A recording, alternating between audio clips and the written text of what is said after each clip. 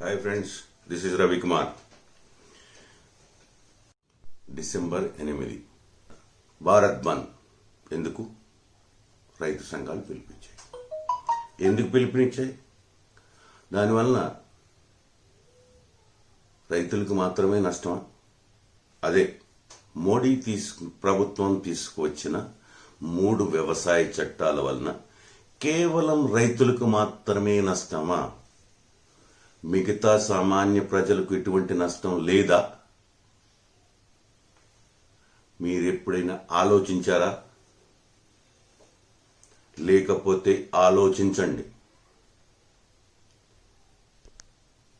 ఇప్పుడు ఒక రైతు చెప్తున్నాడు, వినండి.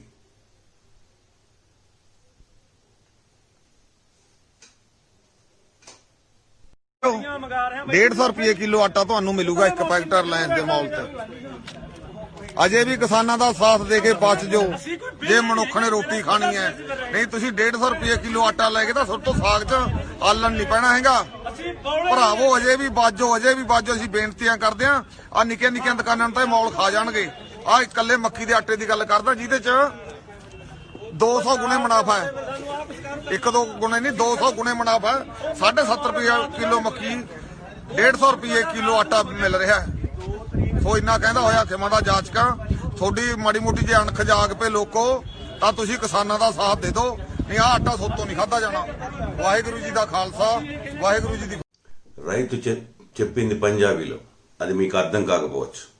ఆయన చెబుతుంది ఏంటంటే, ఆయన దగ్గర నుంచి కిలో మొక్కజొన్నలు 17.5కు కొని రిలయన్స్ దాన్ని పిండిగా మార్చి ₹150కు అమ్ముతుంది. అంటే ఎన్ని రెట్లు? సుమారు 9 రెట్లకు ఎక్కువగా అమ్ముతుంది. నిజానికి కష్టపడి పండించిన రైతుకు దక్కుతుంది ఎంత? మీలాంటి సామాన్య ప్రజలు దాన్ని కొంటుంది ఎంతకి? ఆలోచించండి. ఇది కేవలం రైతు సమస్య మాత్రమే కాదు, మొత్తం యావత్ భారతదేశ ప్రజల సమస్య. మన దేశంలో అత్యధికులు పేదవాళ్ళు. వాళ్ళు రేపు నిత్యావసర వస్తువులు ఎంతకి కొనాల్సి ఉంటుంది? ఎన్ని రెట్లు ఎక్కువ పెట్టి కొనాల్సి ఉంటుంది? అది ఆలోచించండి. ఇకపోతే రైతు ఏం కోరుతున్నాడు? మోడీ ప్రభుత్వం తీసుకువచ్చిన 3 చట్టాలను రద్దు చేయమని కోరుతున్నాడు. ఎందుకు? ఒకటి ఏపీఎంసీ, ఉత్తర భారతదేశంలో ఏపీఎంసీ అంటారు. మనకి ఇక్కడ ఆంధ్ర తెలంగాణలో దాన్ని మార్క్ఫెడ్ అంటారు. మార్క్ఫెడ్ కమిటీలు. ఆ కమిటీల ద్వారా ధాన్యం కావచ్చు, మిగతా వస్తువులు కావచ్చు, ప్రభుత్వం సేకరిస్తుంది. దేనికి? ఎంత? మినిమం సపోర్ట్ ప్రైస్తో. రేపు అవి ఉంటాయా? ఉండవు. కారణం, ప్రైవేట్ లేదా కార్పొరేట్ సంస్థలు వస్తాయి. అవి మిమ్మల్ని మీ దగ్గర నుంచి మార్క్ఫెడ్ కన్నా ఎక్కువ డబ్బులు ఇచ్చి కొంటామని చెప్తారు ముందుగా. మీరు బిఎస్ఎన్ఎల్ పరిస్థితి చూసి ఉంటారు. బిఎస్ఎన్ఎల్ అతిపెద్ద టెలికాం సంస్థ, ప్రభుత్వ రంగ సంస్థ. దానికన్నా మిగతా టెలికాం ఆపరేటర్స్ కన్నా తక్కువకే మీకు డాటాని, వాయిస్ కాల్స్ని ఇస్తామని రంగప్రవేశం చేసింది జియో. నిజానికి జియో ఆక్రమించింది ఎవరిని? బిఎస్ఎన్ఎల్ని. బిఎస్ఎన్ఎల్కి సంబంధించిన 70,000 టవర్స్లో తన సామ్రాజ్యాన్ని విస్తరించింది అతి తక్కువ పెట్టుబడితో. ప్రభుత్వం, మోడీ ప్రభుత్వం రిలయన్స్కి చేసిన సహాయం ఏంటి? బిఎస్ఎన్ఎల్కి 3G 4G స్పెక్ట్రమ్ ఇవ్వకుండా ఇబ్బందులకు గురి చేసి జియోకి అన్ని సదుపాయాలు కల్పించింది. అదే బిఎస్ఎన్ఎల్ 70 సంవత్సరాలుగా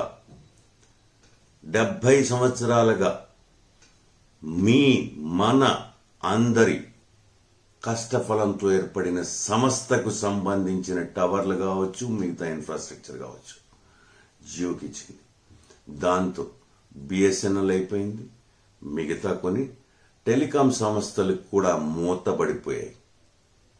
జియో ఇప్పుడు తన ఇష్టారాజ్యంగా రేట్లను, టారిఫ్లను పెంచుకుంటూ పోతుంది.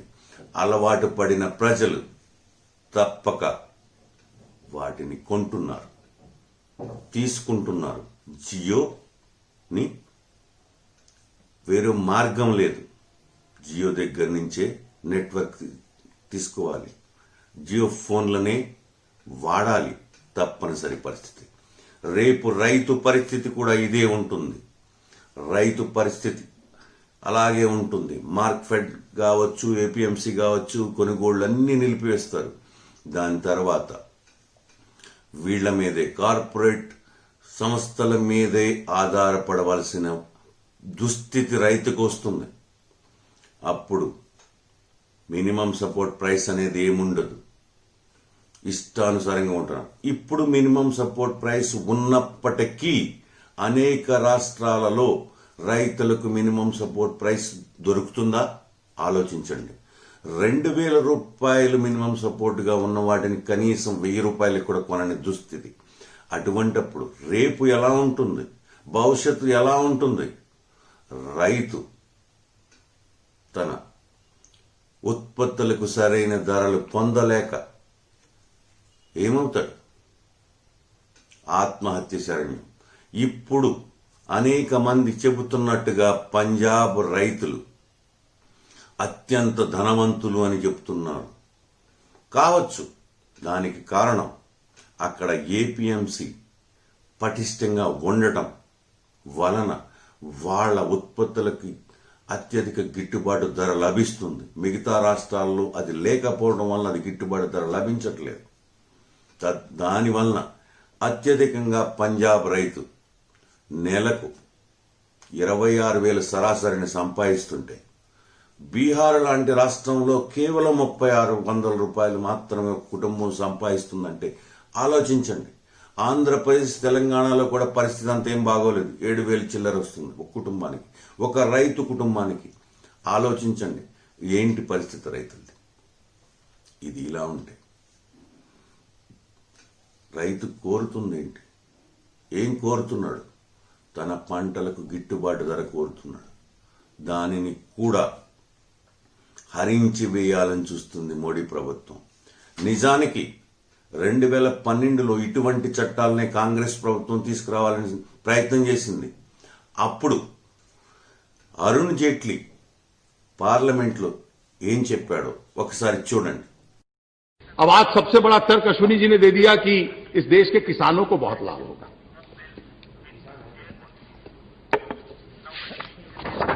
मैं केवल 2-3 तर्क इस संबंध में देना चाहूंगा। आपकी सारे तर्क का आधार यह है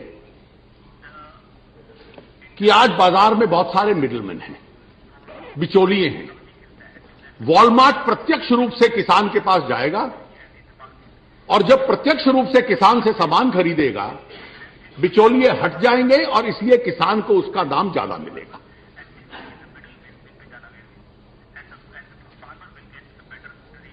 आप अमेरिका और यूरोप के किसान की स्थिति देखिए। वहां तो 20-30 साल से ये लोग हैं। वहां के किसान को तो इन्होंने मालामाल कर दिया होता अभी तक। उनका किसान तो बहुत एफ्लुएंट होता, क्योंकि बड़े बड़े स्टोर वहां हैं, प्रत्यक्ष रूप से किसान से खरीदते हैं। और सारा का सारा पैसा जो बिचौलिए की जेब में जाता था, वो बिचौलिए की जेब में न जाकर अब किसान की जेब में जाएगा। यूरोप और अमेरिका अपने किसान को जीवित रखने के लिए $400 बिलियन सालाना सब्सिडी उस किसान को देते हैं। $400 बिलियन सब्सिडी आज भारत के रुपए के साथ ट्रांसलेट कर लिया जाए तो 6,000 करोड़ रुपया प्रतिदिन देते हैं यूरोप और अमेरिका अपने किसान को, क्योंकि किसान को बाजार में भाव नहीं मिल रहा। तो क्या हुआ? इन बड़े इंटरनेशनल चेन्स ने किसान की क्या परिस्थिति कर दी? कि वहां के वित्त मंत्री में तो इतनी क्षमता थी और उसकी जेब इतनी गहरी थी कि वहां से पैसे निकाल के किसानों में बांट देता। तो जिस दुनिया के में यह अनुभव लागू किया गया, वहां किसान को जीवित रखने के लिए for the sustenance of that farmer you have to give $400 billion every year to that farmer. तो क्या कारण है कि ये एक्सपेरिमेंट वहां तो चला नहीं, लेकिन हिंदुस्तान में बड़ा सफल हो जाएगा। ఇటువంటి చట్టాలని అమలు చేసిన అమెరికా లేదా యూరోప్ దేశాల పరిస్థితి గురించి వివరించాడు ఆయన. అక్కడ వాల్మార్ట్ వంటి సంస్థలు రైతుల దగ్గర నుంచి వాడి ఉత్పత్తులను కొంటున్నాయి. అయినా సరే రైతులకు గిట్టుబాటు ధర లభించట్లేదు.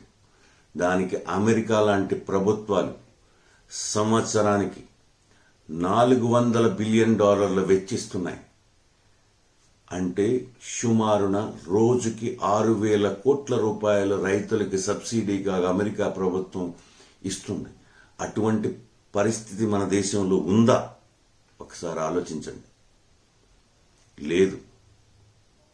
లేదని అరుణ్ జైట్లీ గారు చెప్పాడు. మొన్న 5వ తారీఖున రైతు సంఘాలతో చర్చలు జరిపిన తర్వాత వ్యవసాయ శాఖ మంత్రి నరేంద్ర తోమర్ ఏం చెప్పాడు? మేము రైతులకు కిసాన్ సమ్మాన్ యోజన ద్వారా ఒక్కో రైతుకి 6,000 రూపాయలు ఇస్తున్నాం. అది మొత్తం కలిపి 75,000 కోట్ల రూపాయలు ఇస్తున్నాం మేమని చాలా పెద్ద గొప్పగా చెప్పాడు ఆయన. నిజానికి ప్రస్తుత సంవత్సరం 5,000 లోపు ఉన్న కార్పొరేట్లకు 5,000 కాదు 500 కార్పొరేట్ సంస్థలకు కేంద్ర ప్రభుత్వం ట్యాక్సుల ద్వారా ఇచ్చిన రియాయత్ మీకు తెలుసా ఎంతో? 1,50,000 కోట్లు, అక్షరాల 1,50,000 కోట్లు.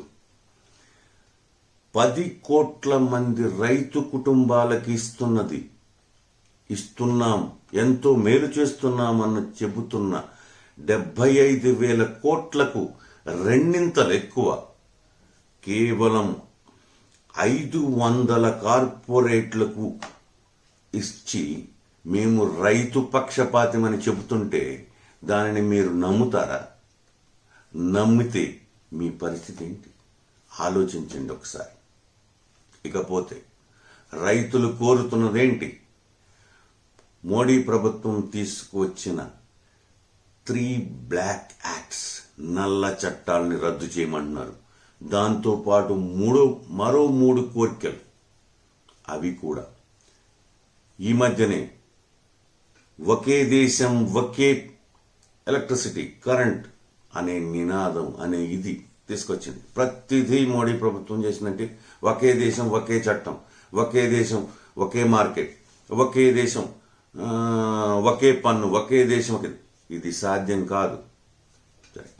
ఎలక్ట్రిసిటీ అనేక రాష్ట్రాలు, కొన్ని రాష్ట్రాలు అయితే ఉచిత విద్యుత్ ఇస్తున్నాయి. ఆంధ్ర, తెలంగాణ లాంటి రాష్ట్రాలు కావచ్చు, పంజాబ్ లాంటి కొన్ని రాష్ట్రాలు తక్కువ ధరకు విద్యుత్తును రైతులకి ఇస్తున్నాయి. తద్వారా ఎంతో కొంత శ్వాస తీర్చుకోగలుగుతున్నాడు రైతు. రేపు అటువంటిది ఉండదు.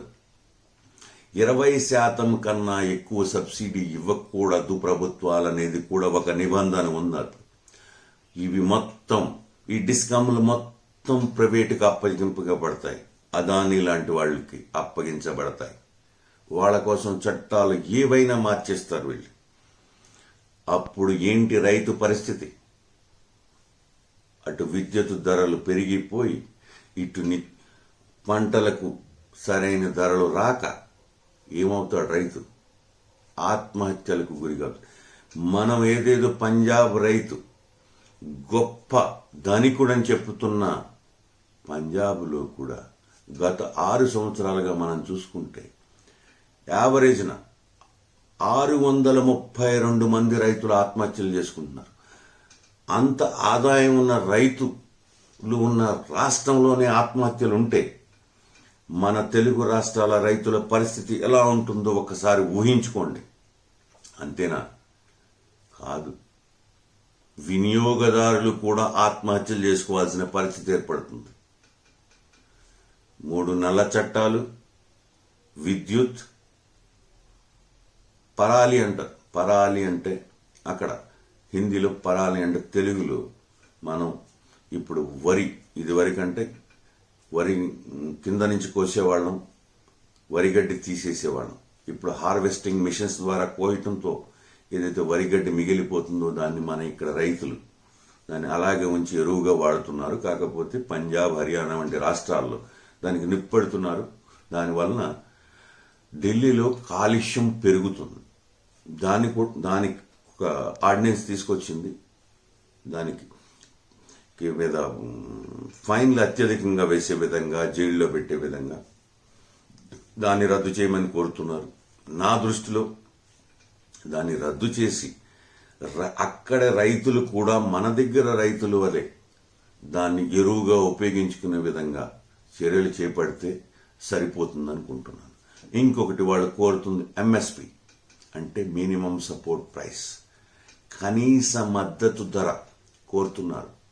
అది కూడా ప్రైవేట్, కార్పొరేట్ సంస్థలకు వదిలేయకుండా, వాళ్ళ కార్పొరేట్ సంస్థలకు సామాన్య రైతుల్ని బలి చేయకుండా కాపాడమని విజ్ఞప్తి చేస్తున్నారు, విన్నపం చేస్తున్నారు, చేతులెత్తి మొక్కుతున్నారు. మనం ఉదంతం చూద్దాం. ఇప్పుడు మోడీ కేంద్రంలో తీసుకొచ్చిన చట్టాల్లో ఒకటి కాంట్రాక్ట్ ఫార్మింగ్ జరుగుతున్న గుజరాత్ వంటి రాష్ట్రాలలో మనం ఒకసారి చూస్తే పెప్సీకి చెందిన లేస్ మనం తింటూ ఉంటాం, చూసి ఉంటారు. వాళ్ళు అక్కడ బంగాళదుంప, ఆలు పండించే రైతులతో ఒప్పందాలు చేసుకుని ఆ రైతులతో మీకు మాకు సరిపడే విధంగా మీరు దుంపలను పండించలేదు కాబట్టి మేము కొనమని చెప్పారు. వాళ్ళు ఆపేశారు. దాంతో రైతులు మార్కెట్కి వెళ్ళి అమ్ముకుంటే పెప్సీ సంస్థ రైతుల మీద కోర్టుకెళ్ళింది. కోర్టుకెళ్ళి 1,05,00,000 జరిమానా విధించింది. రైతులు ఏం చేస్తారు? కట్టగలుగుతారు? వాళ్ళ పరిస్థితి ఏంటి? అప్పుడు వాళ్ళు ఏం చేయాల్సి ఉంటుంది? అప్పుడంటే ఎన్నికలు ఉండటంతో మోడీ ప్రభుత్వం పెప్సీతో మాట్లాడి కేసును విత్డ్రా చేయించింది. అదే ప్రతిరోజు అలా జరుగుతుందని మీరు అనుకుంటారా? జరగదు. అప్పుడు రైతు ఏం చేయాలి? తన భూమిని అమ్ముకొని కార్పొరేట్లకు కట్టాలి, లేదంటే తన భూముల్ని కార్పొరేట్లకు వదిలేసుకుని కూలివాడిగా మారాలి. వినియోగదారుడు అడుక్కు తినాలి. వినియోగదారుడు ఈరోజు నీకు దొరికే 20-30 రూపాయలకి కిలో, 40 రూపాయలకి కిలో కూరగాయలు దొరకవు. 40 రూపాయలకు దొరికే గోధుమ పిండి దొరకదు. 40 రూపాయలకి దొరికే బియ్యం దొరకవు. 100, 200, 300 ఎంతైనా పెరగచ్చు. అప్పుడు నీ పరిస్థితి ఏంటి? రైతు ఎలాగూ పోతాడు. తర్వాత నీ పరిస్థితి ఏంటి? ఇందాకే చెప్పాను, రైతు మొక్కజొన్నలు కిలో 17.5కి అమ్మితే దాని పిండి రిలయన్స్ సంస్థ 150 రూపాయలకు అమ్ముతుంది. నువ్వు కొంటున్నావు. రేపు 200కి అమ్ముతారు, 400కి అమ్ముతారు. అప్పుడు ఏంటి నీ పరిస్థితి? ఏం చేస్తావు? అంతేకాదు, ఇప్పుడు కిరాణా షాపులు మరి ఇవన్నీ కూడా రిలయన్స్ వంటి సంస్థల కంబంధ హస్తాలలో ఇరుక్కుని చావాల్సిందే. కాబట్టి ఈ వ్యవసాయ చట్టాలు కేవలం రైతుకు మాత్రమే సంబంధించినవి కాదు, మన అందరికీ సంబంధించి